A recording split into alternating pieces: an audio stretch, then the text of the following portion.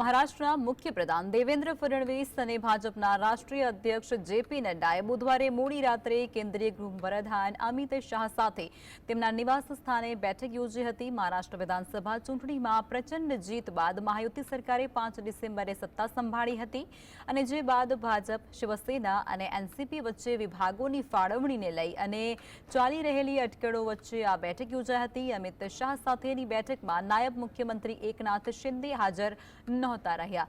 સૂત્રોના જણાવ્યા અનુસાર દેવેન્દ્ર ફડણવીસે મહાગઠબંધન સરકારમાં સામેલ પક્ષો વચ્ચે પોર્ટફોલિયોની ફાળવણી અંગે ભાજપના ટોચના નેતાઓ સાથે ચર્ચા કરી હતી। એક સમાચાર એજન્સીના જણાવ્યા અનુસાર મહારાષ્ટ્રમાં કેબિનેટનું વિસ્તરણ 14 ડિસેમ્બરે થઈ શકે છે। સૂત્રોના જણાવ્યા અનુસાર શિવસેના ગૃહ વિભાગ નહીં મળે, શહેરી વિકાસ મંત્રાલય મળી શકે છે।